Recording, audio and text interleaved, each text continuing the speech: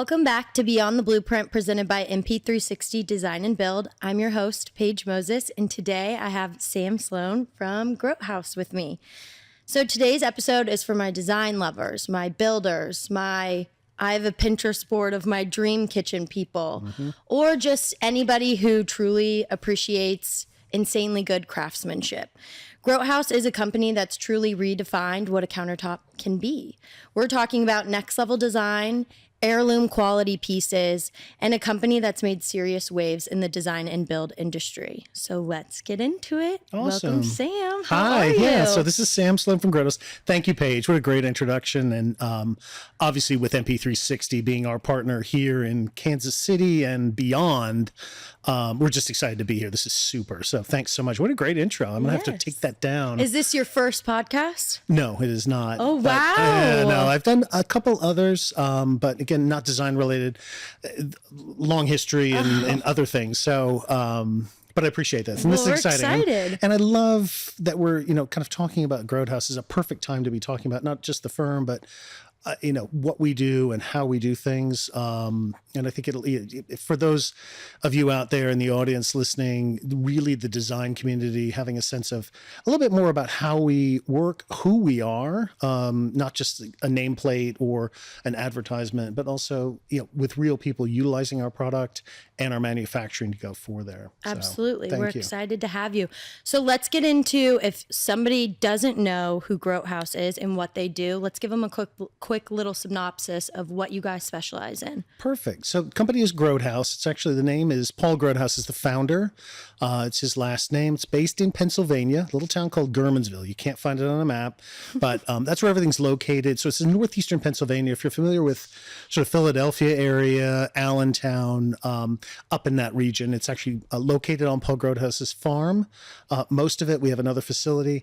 He started it many years ago, actually in his garage doing cutting boards on the side. He has a long history of woodworking and craftsmanship in his family. He's an engineer and found one weekend he had more orders for these cutting boards than he thought he was. But anyway, fast forward, we are really the country leader in solid wood surfacing.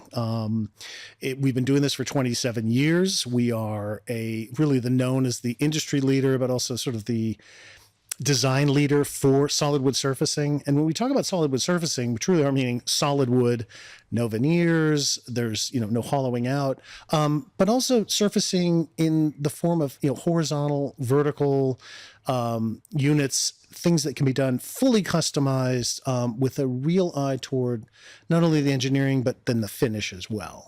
So there are 40 of us. I'm like implying number, 38 or 37. I travel the country. I actually happen to live in Houston, Texas. I'm only one of two people that don't live at the factory or near it.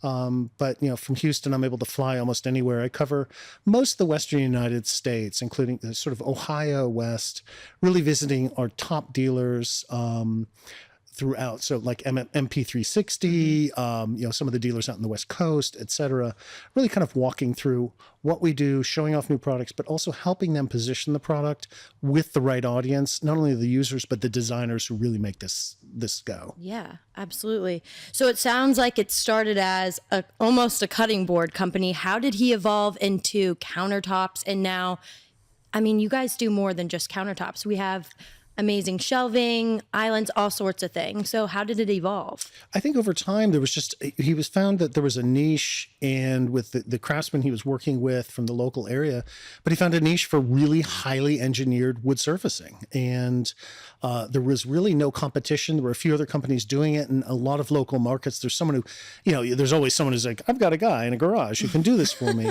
But when it came down to really exacting measurements, precision, stain matching, those types of things, you just found that there was really no peer for it. The second thing that kind of came along was just really the design community recognizing wood as art, but also as a functional portion of a living space. So again, for us, starting off in traditional kitchen and bath, that's moved on very quickly, so that many of our clients are, like y'all here, really a design build architecture component, all the kitchen and bath and surfacing that you'd need. architecture firms and interior design firms and building firms and all of that to a point where, it's become sort of an essential part of their identity. The third thing is that Grothouse is unique and it allows clients who are interested in finding something that just you can't find everywhere else. Yeah. It's a great way to come. And again, you being our dealer here and being able to showcase our product makes a huge difference. Yeah. So have you been seeing more companies kind of come on and try to replicate the same type of idea? Or are you guys still the only in the space? We really own the space and it's really, as time has gone on, gotten smaller and smaller. And the reason for that is you can make wood tops pretty simply. It's not hard. To make them well is really difficult. And what we found, even with many millwork companies throughout the country that may have had a component of doing it, they just realized the amount of detail that it takes, the amount of work they were unwilling to do or couldn't. And so, yes, we have some competition in the wood surfacing space, but primarily we are really known as the leader and innovator of it. It's also a very specific and iconic look. Yeah, absolutely. Oh, I mean, absolutely. We absolutely love using it in our projects. It's beautiful and stunning and definitely a showstopper every time it's used. You spoke a little bit about your guys' craftsmanship. Let's get into the production process and what that looks like for your guys' surfaces. Sure. So again, everything is custom and everything is made to order. Even a simple island top, it's not made from a blank that's sitting around. It's not just some old thing. It really is designed so that when the orders come in, the wood is selected. I'll talk a little bit about some numbers, not too many, but we actually have 62 wood species available to us at any given time. We can also expand if something's, maybe regionally specific, we can look at that. But with that wood is kept on site. Most of it is on site. We don't have to go get it from a mill. It's then processed. The boards are put together in whatever configuration we're looking for, getting them set and whatever construction style, the 3 construction styles, which we can talk about in a minute. Those are finished at one facility and planed down, and then they're sent to a second facility where we're co-located with all the executive offices on Paul's farm, where we then go through and do the finishing and all of the engineering work for multiple layers, multiple levels, whatever the detail might be doing there. Everything is done really in a very, very strict specification. We have very clear delineation of who does what, when it goes through. We have production meetings twice a day to look at where things sit as far as projects, how far are they out, what's going into final production, finishing, and then getting shipped. So, the craftsmen and women who are working at the factory, putting all this together, really understand wood, but also understand what it takes to kind of get to the exacting portion of it. The culture comes from the top, as you know.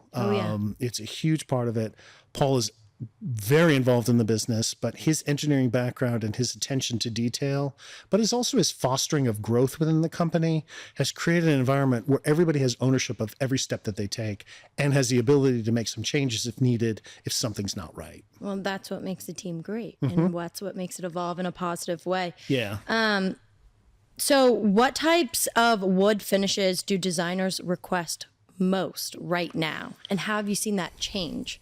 Okay, that's a great question. So it's kind of 2-part. We'll take a look at that. So as far as finishes, I think how we would define that is probably in construction styles. So when we talk about finishes, construction styles, there are 3 that we kind of talk about. The first is a butcher block style, or we call end grain. It's what you would traditionally look like a butcher block, little pieces put together.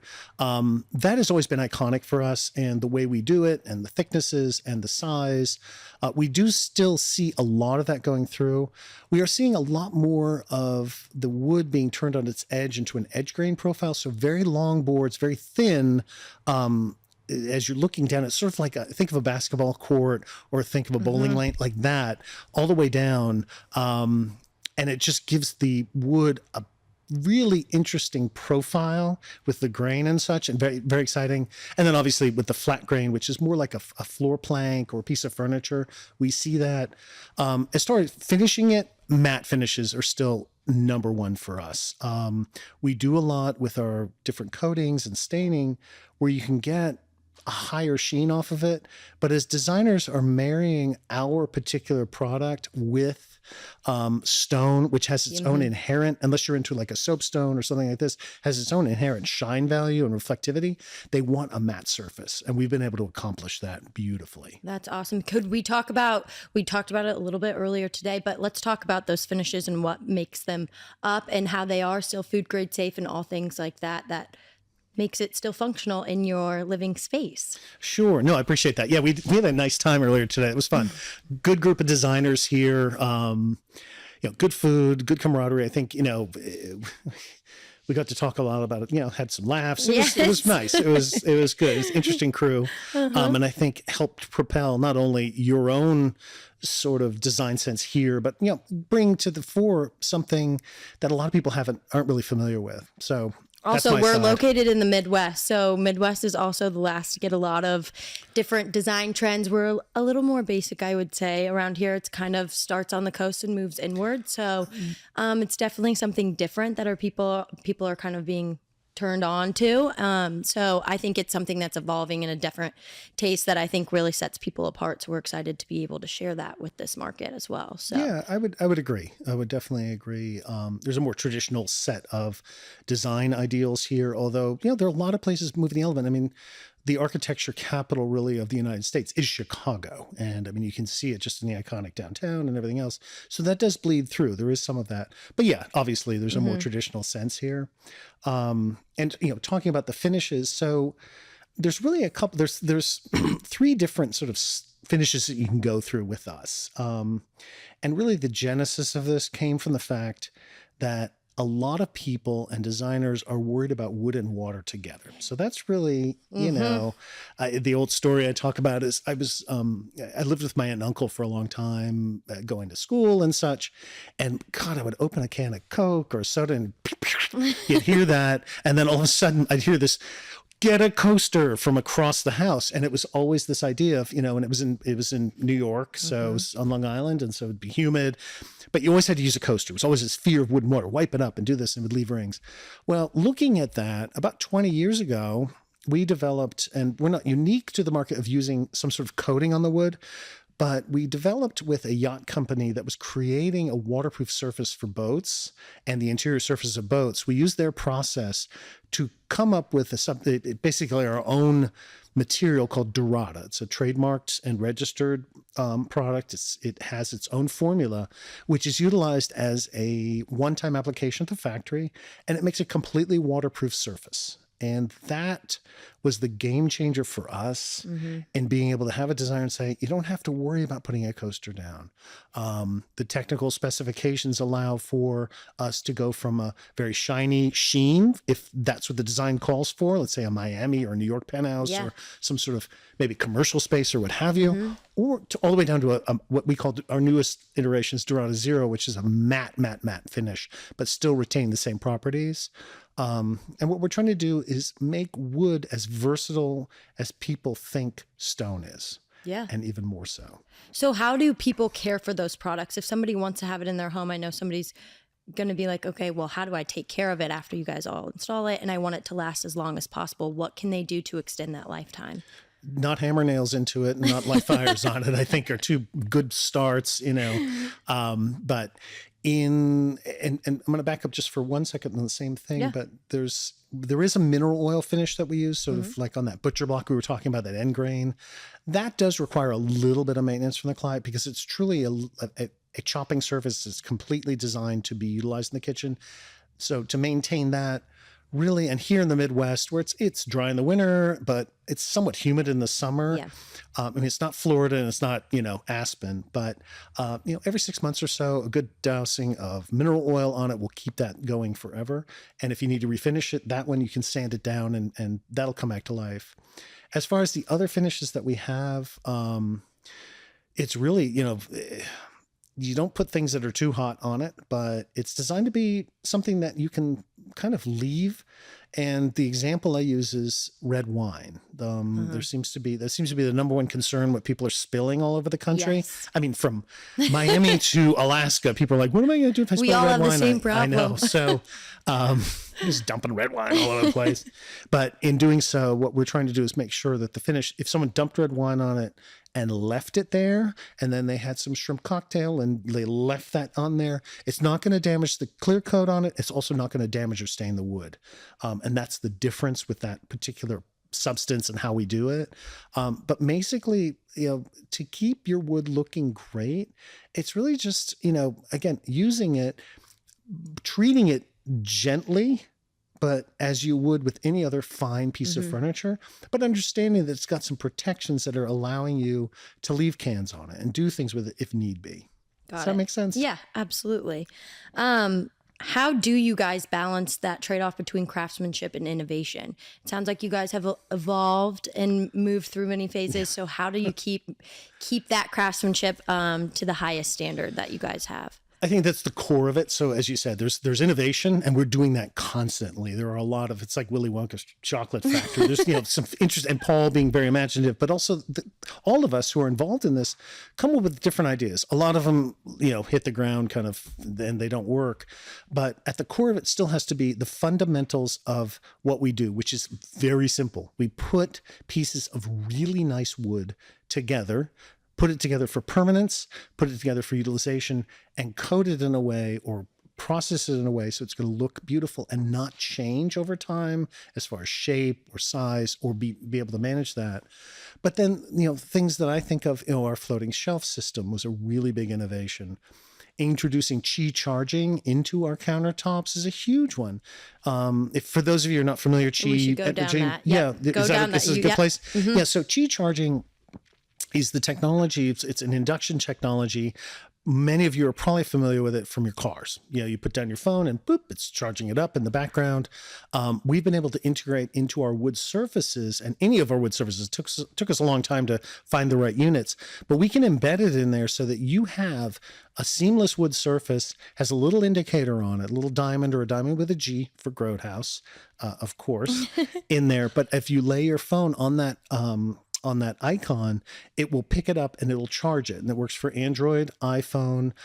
It's fairly robust. We've tested it with Ring cases and with some OtterBoxes. There's some limitations on, let's say you have a big wallet or something, but it works fairly well. And what it's allowing are two things. One, getting away from the old charging drawers where they've got all those wires and plugs in there, which good idea, but there's a lot of failure points with where those things go.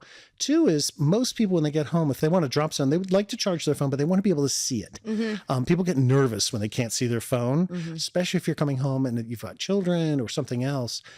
Third is helping our designers really expand their reach. Yeah. If you want to say to a client, hey, you're going to put in some his and her cabinetry in your beautiful giant walk-in closets, put in a wood surface. It can be one of, basically a simple island.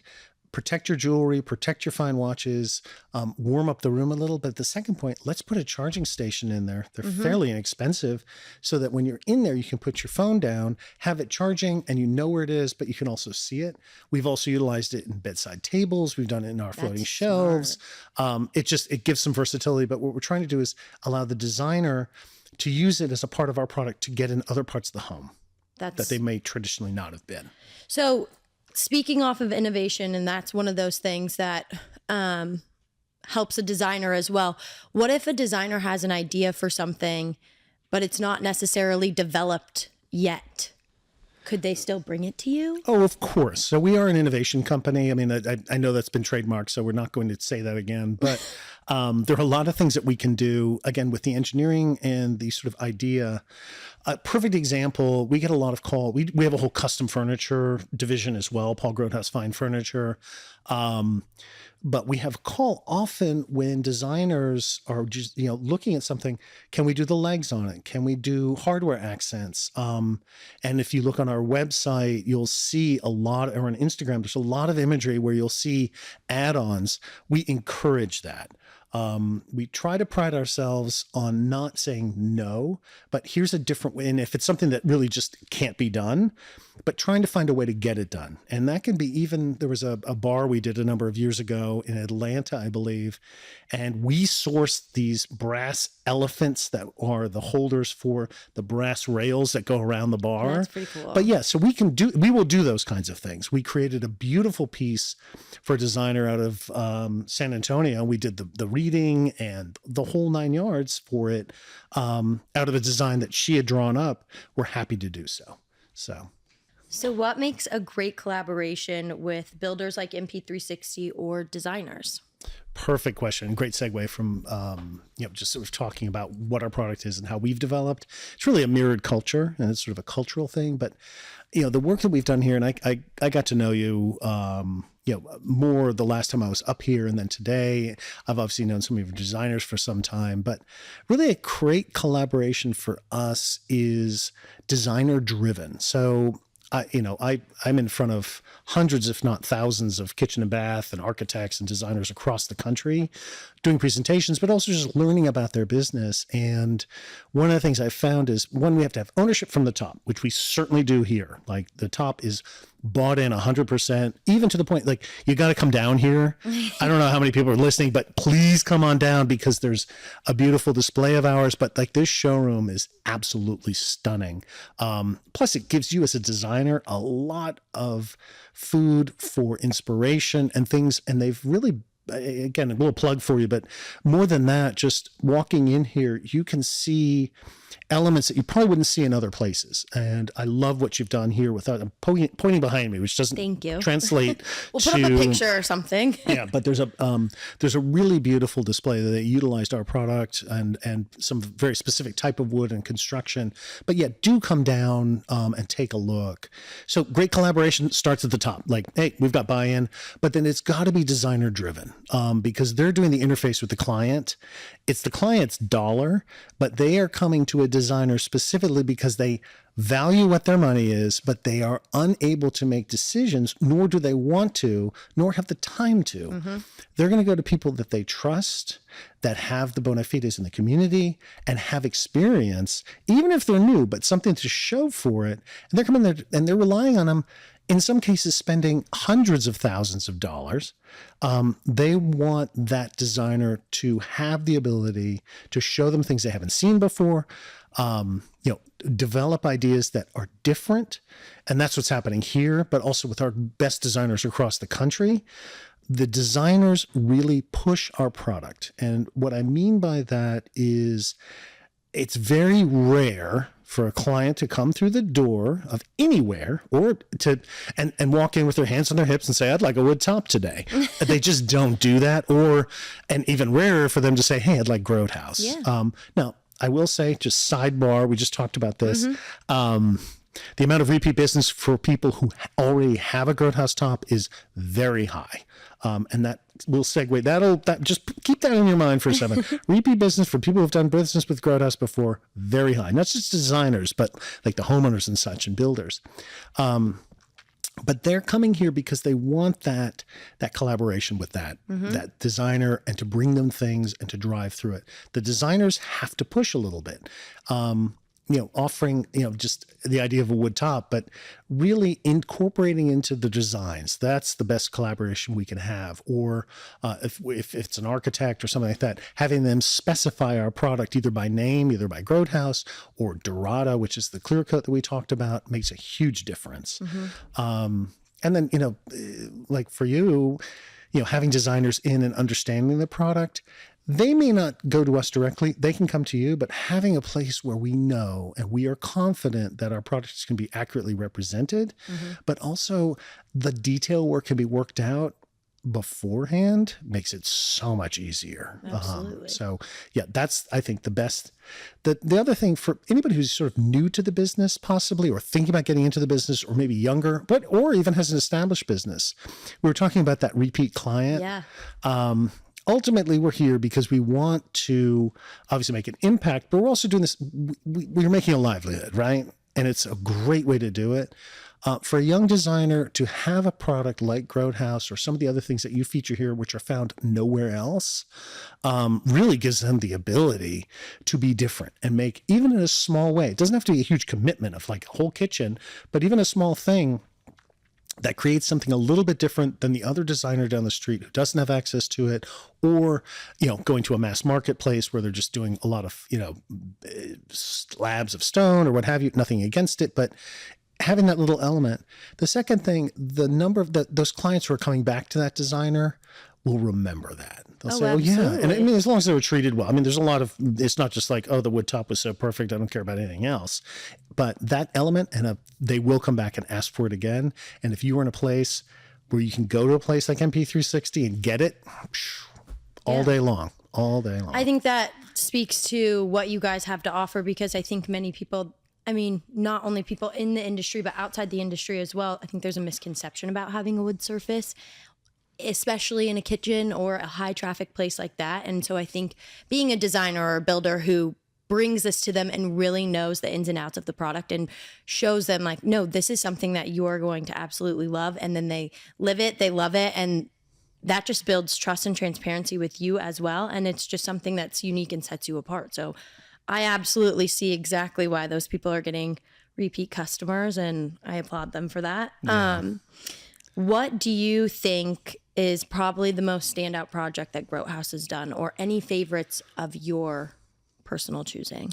So we had a really interesting project a few years ago, and it was with I can't name it, but it was with an architecture firm out in Los Angeles, and we did a huge wenge, which is a very dense African hardwood top. I think it was 25 feet long. Wow. For an art gallery that was attached to a particular restaurant. And it is just stunning, but the amount of engineering and things that had to go into it, the weight of the wood, the attachment of it, 25 feet, we had to have a special truck go down there and a crane to get it into the space. That was a really terrific one. We've also done some interesting projects. There was one piece that we just did down in San Antonio. Again, a designer who is sort of, nationally known, but came up with a concept that a client wanted a very specific piece for their bathroom.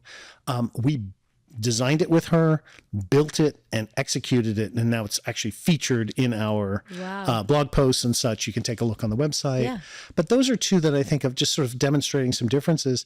But at the same time, we also did, for a client who really just wanted a simple wood top, just a simple walnut. We did it for a designer in Santa Barbara, really with that sort of Spanish mission style. Put it in, fit in the house. It wasn't a big piece, wasn't overly expensive or complicated, but it really set the whole sort of project apart, and it made her feel great because she had access to something that really speaks to luxury and durability. Mm-hmm.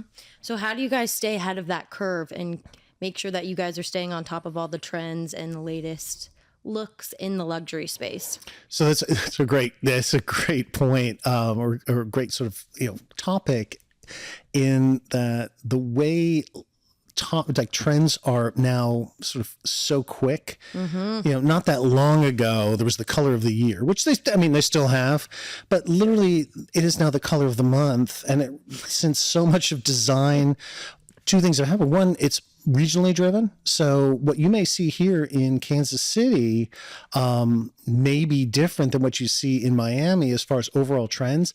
And it's not speaking to the populace or anything else. It's just preference of those designers. And we talked about that earlier with our designer out in San Diego who has a very specific wood look. Yeah. But it's all Instagram driven. It's all not so much TikTok. We're not doing that, but it's really visually driven. And it's hard at times. For us, the cabinet companies drive a lot of that. So the major big cabinet companies that we work with across the country have certain trends that they're doing. They have such big volume, and obviously our partnerships that we develop with them help drive sort of what we're looking at and what they're looking at. But there are certain things that we just don't do, that may be on point, but we know that because it takes time for us to execute it, engineer it, test it, it's just not going to fly. And so there are moments where it's like, oh, we should be doing this. And then 5 minutes later, nobody wants it. Yeah.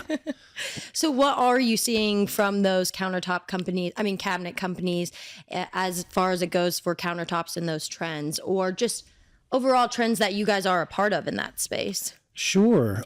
So, there's a big kind of a shift. I think there's a combination of painted cabinetry and then obviously natural wood look. Full custom to boxes to things that may have a veneer look to it. So we kind of adapt to all of those markets. As far as wood species, it's really interesting. I know this is kind of nerdy, like wood tech. We like it. Cherry has made a big comeback, and for some of our designers of a certain age, they're probably rolling their eyes like, "Oh my God, really, cherry?" It was such a big thing for a long time, and it came red, and it was just all of this, and it really did go out of favor. But we're seeing it come back for a couple of reasons. But one, cherry itself is fairly easily available. It's a domestic wood, can be harvested sustainably, but it also has a very similar grain profile to like a walnut, but without that price point, and it stains beautifully. So you can stain a cherry, a myriad of colors, bringing out some of that graining, almost to look like another type of wood. It's extremely durable. So we're seeing a lot of cherry. We're also seeing, oddly enough, natural cherry come back more and more as color kind of comes back into the palette. People are kind of tired of the monochromatic. They want to set something off, and they want to harken back to maybe another time, looking for a legacy type of or multi-generational sort of touch point. So that's that's something that we see. But the cabinet companies will drive some of the grain profiles. Like you think of what was called bleached walnut a few years ago, that kind of led into our Bianca oil, especially on walnut, which gives it kind of a very faded, sort of misty look to it. Obviously, white oak, washed white oak has been a big one for a long time with the cabinet companies over the past 5 years. That's where a lot of the trends came for our whitewashed oak, our lightened oak, our Bianca oak, to give it that lighter sort of beachy feel. So we're seeing that. And that's all driven by the cabinet companies who are able to kind of make a bigger statement. And, we don't always follow along, but we do kind of look to them for cues because that's the biggest chunk of the spend in the kitchen. Well, and I love that you guys can kind of be a material that can be used in a modern space or a more traditional space. I think it just kind of depends on the vision, but I think it's used in both ways, and I think it makes it look really unique. But also another one of my favorite things that you guys do is kind of mixing materials on your own. Could you speak to us a little bit about what Anvil is? Sure. And how that came about and what it kind of looks like. We could maybe put some pictures up while we're talking about it. We'll edit that over, but give us a little description of what that is. Sure. So, Anvil, just to answer that part of it, Anvil is actually a proprietary product we've had for about 15 years. It's actual bits of metal ground up into powder. It comes in 8 different colors, from sort of a brass to a copper to an oil rub bronze, stainless, a silver. And it is put into an epoxy and then sprayed on a surface. It could be, a countertop. It could be a range hood. We've done that. Door fronts, drawer fronts. It's sprayed on, allowed to sit. We sand off the epoxy, which then kind of rises to the top. Then we polish it. Really giving a beautiful metal accent. It's actual metal, but it's not metal band around. So the unique property of it is because it's sprayed on to the surface, it adheres perfectly to it. So I don't know if anybody's ever looked at like a stainless steel range hood, even a really nice one. You can see some of the warping around the edges where it curves or where it's been bent. Anvil has none of that. It's a little bit lighter too and durable. Plus it has different colors. It's been a huge design trend for us. We're up pretty significantly over the past 3 years as utilization as an accent piece, but also for whole cabinetry or for surfacing in kitchens. And you talked about multiple surfaces. That's a big trend, and it's gone on for some time, but some of the imagery, and we looked at some of this earlier, is in a kitchen where there's some size. It doesn't even have to be that big, but multiple levels, multiple surfaces, multiple sheens and finishes, setting off what would be a single room into 2 or 3 separate spaces within it, especially if it's a smaller space, and allowing vignettes to live like okay, here's the cooking area, like the range hood and the stove, or range will be back against a wall. You come out, there's the serving and movement from where the food is stored and cooled into a serving area. And then third, a wood surface is where you eat. So we've seen those trends continue, counterpoint with stone or even stainless or what have you. I want to mention how timeless they can be as well. So I've only been with the company for a little over a year or so, but I went to go shoot one of the projects because I just thought it was so beautiful. It happened to be one of their personal homes as well.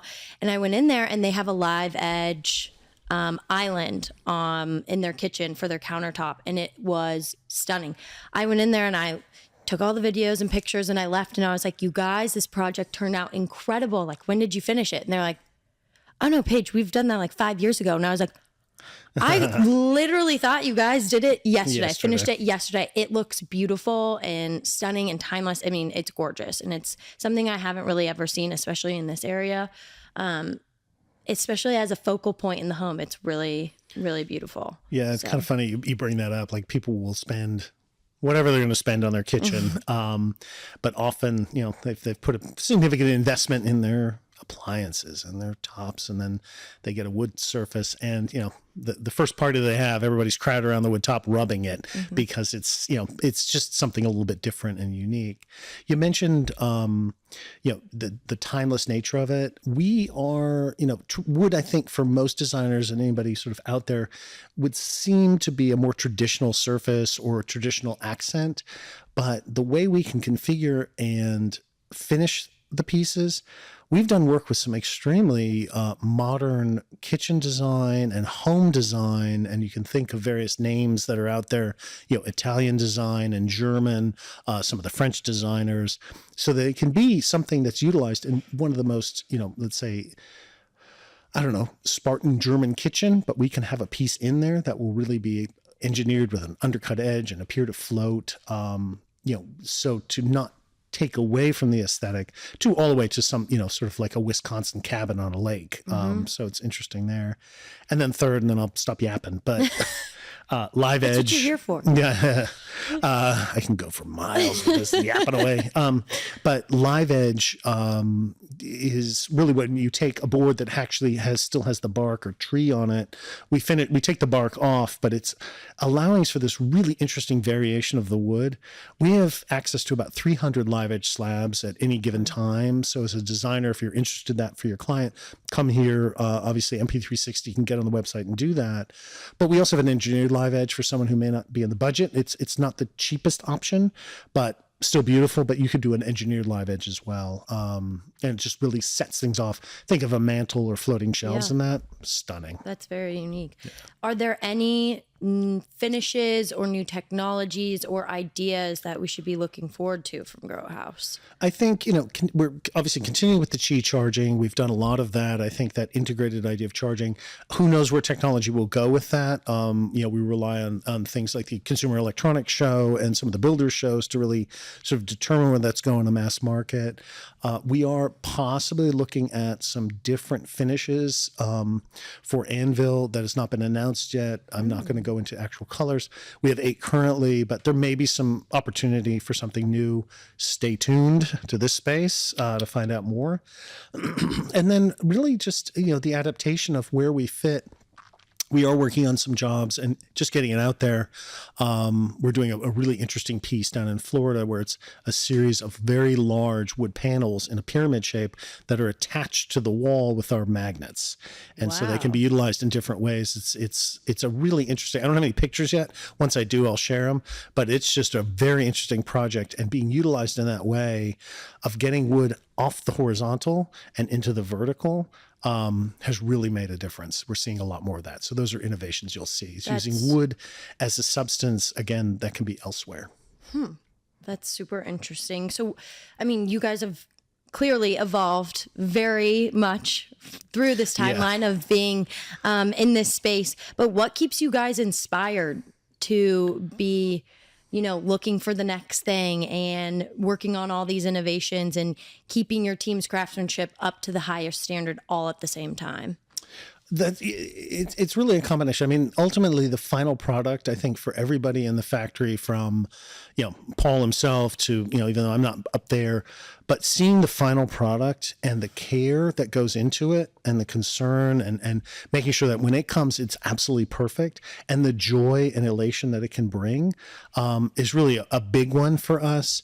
Two is just again, the culture of we are the best at what we do. It's not so much a swagger because we're wood surfacing. I mean, we're not out there like to beat up the world, but we are really good at what we do. And because we're so small and so distant, from a lot of the country, being in northeastern Pennsylvania, we have to be the best. We have to be able to provide the best service, the best results, the best product out there, so that when the designer is using it, who's in, let's say, Nevada or here in Kansas City, they are really sure that when it arrives, it's ready to go. And then last is just really the integration with designers. I love designers. I got into this business about 6 years ago. I was in something else. But just working with designers, working with the creative side of this, even being not so creative myself, but seeing what people actually come up with is absolutely fascinating. And that's why when I'm out in the field, I try to take as many pictures or get pictures, because oftentimes when it leaves the factory, created up and shipped, that's the last time anybody sees it. They never know where it ends up. And to get it like a picture in someone's home and show it back to the guys who actually sanded it and put it together and did the mitered edge and came up with the idea is just priceless. Yes. And so that's a real big motivator for us. It's so satisfying for everybody involved to finally see the final product. And definitely that's something I didn't think about either. They're so far down the line that, they don't always get to see that final product. Yeah. So we'll be sure to send you our pictures. Don't you worry. Cool. We love working with you guys. Well, thank you.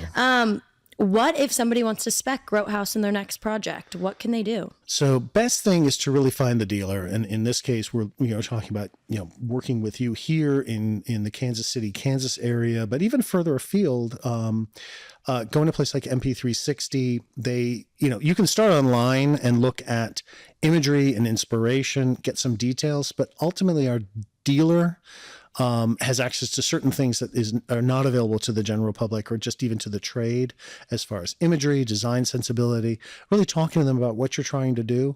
And they also, like I said, there's displays here. We have samples here that you can take a look at and pick up and look through and kind of get a sense of.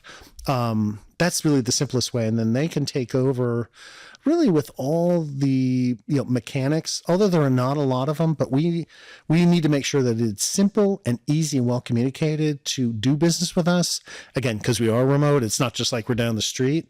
And MP360 has the ability to make that happen. So well, and we would love to make it happen for you. Is there any other closing thoughts that you want our audience to take away from you today, at the end of this session today?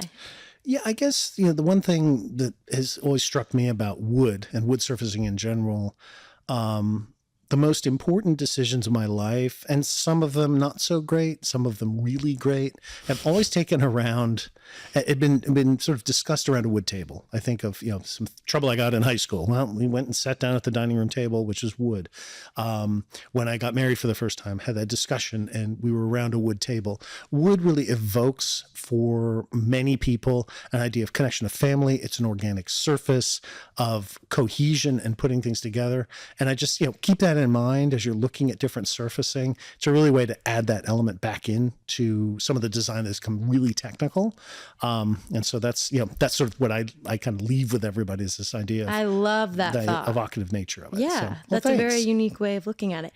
If people want to connect and take a look at your stuff, where can they find your guys's information? So you can come down to MP360, take a look at some samples, and obviously our display that's here. Second, our website's www.grothouse.com, or Instagram. It's basically at Grothouse Inc.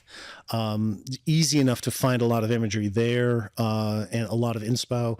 We do, designer blogs, and there's a lot of projects that are featured there to just give you, as a designer or someone who's just wants to look at really beautiful kitchens.